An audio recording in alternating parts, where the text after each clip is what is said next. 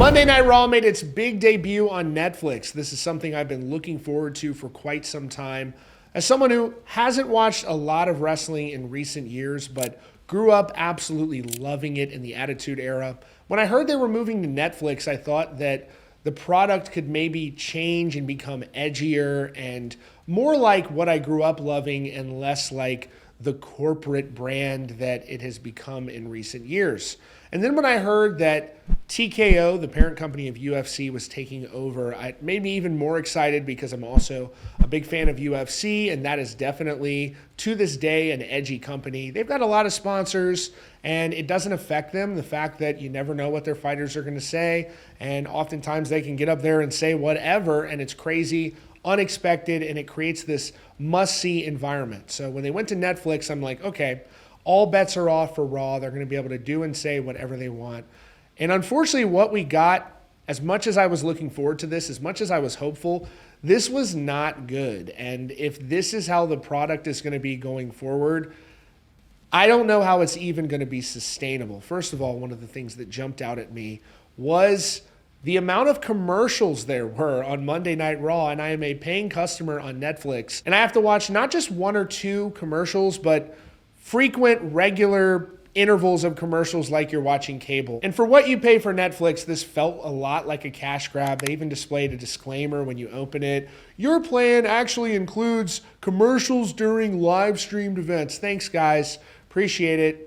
Awesome. Thanks for the reminder. Now, one of the things I really liked about the show was the overall production. Obviously, it was a big step up. Really good camera work, some cool stuff like the drone flying around the arena. The show looked great. I thought the set looked great. The entrance area, kind of a throwback to the smaller stuff they would do at some of the older Royal Rumbles. Really good there. But the stuff that sucked were things like the sponsorships in the middle of the ring. Yes, they're trying to be like UFC, but it just didn't feel right. And it almost made the canvas look softer or something. Also, the referees wear different shirts now.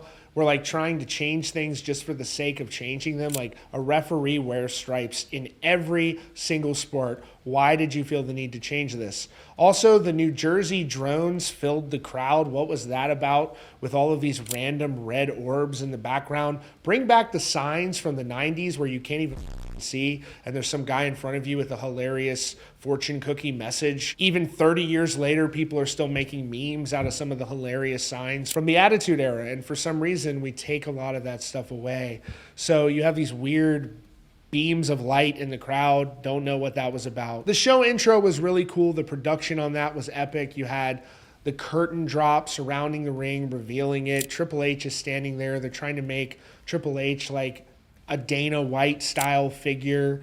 In WWE, you can pretty much see that clearly. He's like the face of the company now, although I'm sure there's a lot more happening behind the scenes in the way things are run. And I love Triple H. He's a legend. And so he kind of speaks a little bit. And then the music drops and The Rock comes out. And this is when I'm like, yo, this is about to be it. I've seen The Rock cut some great promos. Even within the last year, he's done some amazing work. So as soon as he came out, the pop was huge. I'm like, yeah, let's go. I'm pumped. And unfortunately, as much as I love The Rock, he's an icon, this promo felt like an earnings call on CNBC. He's like talking about, the gate was the highest it's ever been, and we've got great partners now. And it's like, dude, who gives a shit? It was like a graduation speech, and I don't know what that did to entertain people other than like backpatting, hey, WWE's in all these households now, and it went on for a pretty good amount of time. It wasn't like this was like a 1 minute spot to like highlight this. He was just kind of freewheeling about how great things are going. And it's like, I'm glad your investment is going well for you, bro. I really genuinely am. And I'm looking forward to the future, but hopefully future episodes are not at this pace because I'm going to be tuning out. If I could describe Monday Night Raw on Netflix in one word, it would be corporate. It felt so corporate, and it felt less about entertainment and more about serving ad inventory.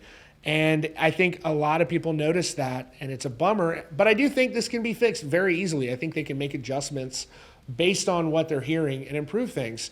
I mean, you brought Hulk Hogan out and let this man get booed. He's coming out for no reason other than to promote this beer. It's a waste of everyone's time. And WWE over the last like decade or so has gotten really comfortable wasting people's time. WrestleMania should be 3 hours. WrestleMania should be 4 hours. We get WrestleMania for 2 nights now. What is even going on? I don't have 2 nights. This needs to be condensed, and it's crazy to me that WWE is now advertising they're going to be holding the Royal Rumble in Saudi Arabia, the iconic Royal Rumble, meaning we're going to have to tune in at 2 a.m. or something to see the Royal Rumble if it's carried live. I mean, it's really crazy to me the way WWE seems to be like in its hedge fund era, where it's really being monetized to the absolute maximum extent. And I thought this was going to be like the craziest episode of Raw ever, and instead I feel like I watched an infomercial. Now, there were some really cool moments. I thought it was great when Rhea Ripley won the title, and then The Undertaker comes out and American Badass kicks in. He rolls out on the motorcycle. Absolutely fantastic. And seeing her win the belt was great as well. That was a special moment, and a lot of people getting to see her talents. And then the CM Punk match with Seth Rollins was also fantastic, but I thought at the end there was going to be some sort of a swerve or something crazy happening, but ultimately the show just came to an end, and it was a wonderful match. Regardless, John Cena comes out. John Cena's teasing his retirement. Another very promotional and corporate feeling promo where he's talking about the accomplishments of the company. We know, we got it, guys. You're killing it. Thank you. You're awesome. Great business you've built. Cool, there's the CFO, and here's this guy, and he's got 2% of the company, and he's got a lot of upside, and great, man, thank you. Can we get to, like, talking some shit or something? Because right now I feel like somebody's getting paid a lot of money, and I'm pretty sure you could just get, like, a group of marks together from the internet who could do better. I mean, the CM Punk, Seth Rollins moment, I'm going to Jack Perry on the down low and giving him $1 million to run in on that match. Iconic, dude. Like, Jack Perry comes in and CM Punk is shocked. He's like, dude, that's really Jack Perry. That's the guy I got into a fight with. Bring him out. I mean, where's the John Cena heel turn? Is he really not going to turn heel before he retires? I mean, where's the John Cena? Oh, you brat kids were actually annoying. You're all brats. You need better parents. Like, where's that at, man? I mean, bring Cena out with a beard and a beer gut and have him just talk a bunch of shit to people in the crowd at this point, because I don't know what the point of that promo was. Also, the entire episode, can anyone tell me where any of the build to WrestleMania was? Did anybody, I don't even know. I think they mentioned they were selling tickets, but I didn't feel like we established anything for WrestleMania. So I don't know what their goal was here, but if this is what Raw is going to be like every week, I'm pretty concerned because I want WWE to be successful. I have high hopes. I think they can tweak things as time goes on and make it better.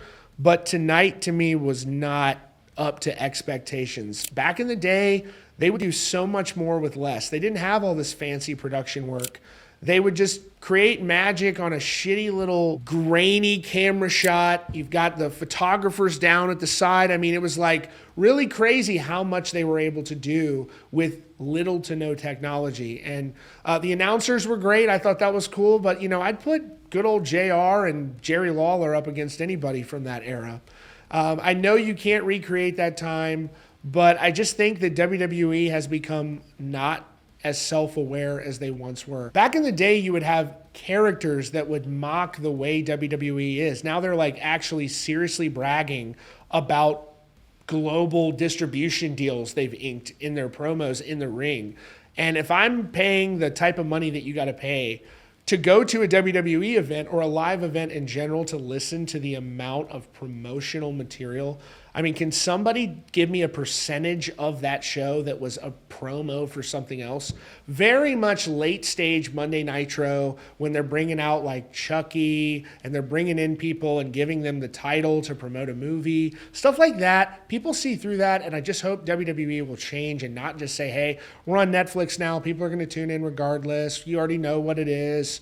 It's like this is a great company with a lot of history of the best entertainment there is, and so much talent to this day on the roster. That's the bright spot here, is with the right adjustments, you can really make changes and trust people to come out and really entertain. And we saw flashes of that tonight. So hopefully less of the sponsored content. There needs to be like a $3 a month option where you can remove all of the advertisements from the canvas and just watch a clean wrestling program. It's like you're on a subscription-based platform. Isn't the allure of this to be there are no commercials? I don't know. There was another moment that I thought was great, and it was like 5 seconds, but they did play Across the Nation in the background at one point, which I thought was very well done. The American Badass spot was very well done. These are all things that are fixable. I think as time goes on, they can make it edgier, and will they? That's a whole nother question. But like right now, we're in the earnings call era where guys are coming out and during their promos talking about how great the shareholders are going to do. I don't know. I'm excited. I'm still going to watch. I love WWE. I think they're important. Triple H is great. The Rock is great. Would love to see Cena do a heel turn. I love all these guys.